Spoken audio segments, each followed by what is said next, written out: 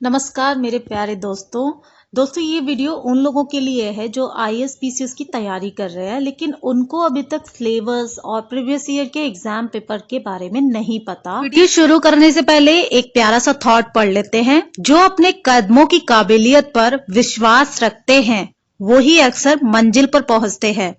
तो इस थॉट को अपनी जिंदगी में उतार लीजिए, क्योंकि थॉट के बिना बिल्कुल भी आप मोटिवेट नहीं हो सकते हैं। तो चलिए आपको बताते हैं कि यूपीएससी में किस तरीके के एग्जाम आते हैं, किस तरीके के क्वेश्चन आते हैं, कि किस तरीके से यूपीएससी आपको सेलेक्ट करता है। तो उसी के बेस में मैंने अपने चैनल पर आपके लिए सबसे पहले मेंस से शुरुआत की है। मेंस के जीएस पेपर से शुरुआत की है और आप देख रहे हो सिविल सर्विसेज मेंस 2014 का ये एसए का पेपर है, जिसमें आपको सबसे पहले ये होता है, उससे पहले प्रीलिम्स होता है, लेकिन मैंने सोचा कि पहले मैं आपको मेंस की जानकारी दे दूं, क्योंकि हमें जो पढ़ना होता है, स्टार्टिंग करनी होती है, वो मेंस से शुरुआत करनी होती है।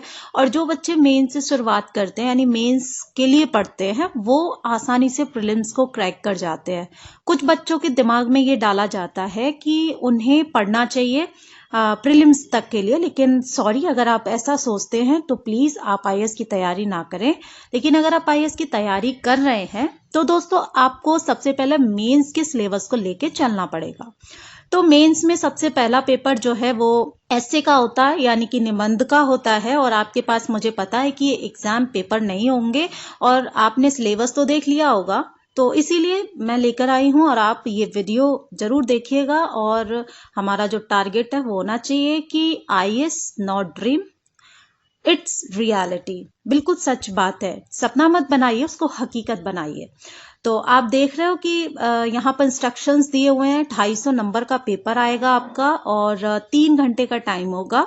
2 आपको खंड दिए होंगे, दोनों में से एक एक ऐसे आपको चुन के लिखना होगा, जो भी आपको अच्छा लगे या फिर जिसके भी बारे में आपने तैयारी अच्छे से कर रखी है। और दोस्तों सबसे बड़ी बात तो यह है कि इसके लिए आपको न्यूज़पेपर पढ़ना बहुत ज़रूरी है, बहुत ज़्यादा कंपलसरी है, क्योंकि ऐसे आप अपने दिमाग से तो लिखेंगे, अपने विचारों में लिखेंगे, लेकिन शब्द जो हैं वो ऐसे के लिए न्यूज़पेपर्स के ही कलेक्ट करने पड़ते हैं। तो आप देख रहे हो कि ए और बी खंड दे रखे हैं, एक एक चुनकर 2 ऐसे लिखने हैं और लगभग 1000 से 1200 शब्दों के होने चाहिए। और आपको ये चिंता करने की बिल्कुल भी जरूरत नहीं है, क्योंकि यूपीएससी 1000 से 1200 शब्दों के लिए जगह बिल्कुल नियमित रूप से रखता है। तो सबसे पहले हम देखेंगे अधिकार सत्ता बढ़ने के साथ उत्तरदायित्व भी बढ़ जाता है। बिल्कुल, अगर अभी आप स्टूडेंट हैं, तैयारी कर रहे हैं, तो सिर्फ आपके पास क्या है, खाना खाओ, पानी पियो, तैयारी करो, बुक पढ़ो, ठीक है। लेकिन जब आप आईएएस बन जाएंगे तो उत्तरदायित्व, रेस्पॉन्सिबिलिटी जो है वो बढ़ जाएगी। उसी के आधार पर आपको काम करना होगा। क्या प्रतिस्पर्धा का बढ़ता स्तर युवाओं के हित में है? तो यहाँ पर आपको अपने विचारों में बताना है कि ये जो कंपटीशन लेवल आ चुका है, हर साल इतने बच्चे पास करते हैं ग्रेजुएशन, या फिर आप यूजी पीजी लगा लो या फिर कोई भी डिप्लोमा, लेकिन उस हिसाब से नौकरी नहीं मिल पा रही है, सीट्स जो है वो कम होती जा रही हैं। तो कहीं ना कहीं प्रतिस्पर्धा जो है वो युवाओं के हित में नहीं है, और एक तरीके से हित में भी है, क्योंकि यहाँ पर वो बच्चे निकलते हैं जो बहुत ज्यादा मेहनती और बहुत ज्यादा पढ़ाई के काबिल होते हैं। तीसरा आपसे पूछ रहा है, क्या मानकीकृत परीक्षण शैक्षिक योग्यता या प्रगति का बढ़िया माप है?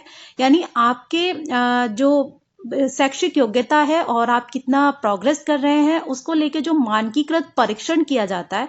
आजकल आपने देखा होगा कि बहुत सारी रीजनिंग के क्वेश्चंस वगैरह पेपर में इन्वॉल्व हो चुके हैं, तो वो सब आपकी शैक्षिक योग्यता और प्रगति को नापने के लिए, यानी मापने के लिए ही उसमें डाला जाता है। चौथा जो ऐसे है वो ये कह रहा है कि शब्द दो धारी तलवार से अधिक तीक्ष्ण होते हैं।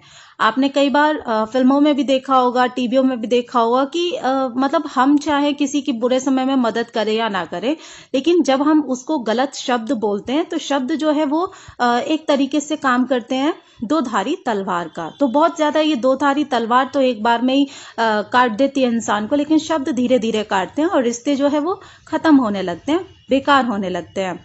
तो चारों में से कोई एक करना है। अब सेक्शन बी यहाँ पे आपको कोई एक ही करना, लेकिन पढ़ने और समझने आपको चारों पढ़ेंगे। तो इसीलिए मैं 2014 का पेपर लेकर आई हूँ आपके लिए, ताकि आपको एक अभ्यास हो जाए, एक आभास हो जाए कि किस तरीके से आपको पढ़ाई करनी है। तो पहला है कि क्या ये नीति गतिहीनता थी या कि क्रियान्वयन गतिहीनता थी जिसने हमारे देश की समृद्धि को मंथर बना दिया था। तो आई थिंक ये मुझे अच्छे से मैं नहीं इसको कर सकती हूँ आपके सामने डिफाइन, लेकिन कहीं ना कहीं अब जब आप वीडियो को पॉज करके नोट डाउन करेंगे या समझेंगे तो बहुत अच्छे से आप इसको कर सकते हैं। लेकिन अगर हम वहीं दूसरा देखें तो इसमें क्या रहा है कि क्या स्टिंग ऑपरेशन निजता पर एक प्रहार है। आपको पता होगा कि 2014 में जब भाजपा सरकार आई थी तो जो प्राइवेसी को लेकर बहुत विवाद खड़ा हुआ था, उसको लेकर ही यहाँ पर इन्होंने एक ऐसे पूछ लिया था।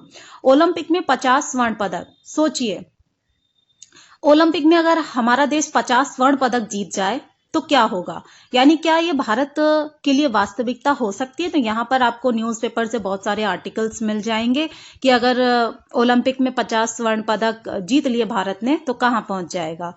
तीसरा जो चौथा कह रहा है कि पर्यटन आप जानते हैं टूरिज्म जो है, लोग घूमने आते हैं, घूमने जाते हैं, क्या भारत के लिए अगला बड़ा प्रेरक हो सकता है। तो बिल्कुल हो सकता है, क्योंकि आजकल लोगों की जो थिंकिंग बन गई है वो ये बन गई है कि पैसा कमाओ और घूमो, बहुत ज्यादा घूमो। तो घूमने के लिए तो पर्यटन के अंदर आता है ये बात।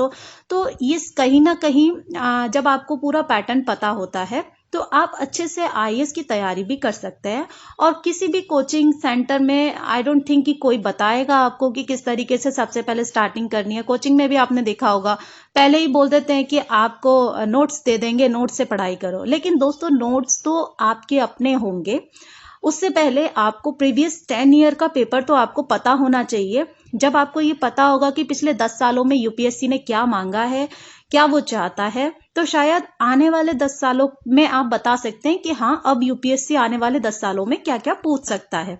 और वैसे जो यूपीएससी है वो इस साल क्या हुआ है, जैसे 2021 का जो लोग एग्जाम दे रहे होंगे तो उनके लिए 2019 और 2018 बहुत ही ज्यादा इंपॉर्टेंट रहेगा। और इसका ही जीके पूछेगा, इसका ही करंट अफेयर्स पूछेगा। लेकिन दोस्तों आप सभी को कंफ्यूजन ना हो, इसलिए मैंने शुरुआत की है प्रीवियस ईयर एग्जाम से। तो वीडियो अच्छी लगे तो लाइक शेयर सब्सक्राइब जरूर करें।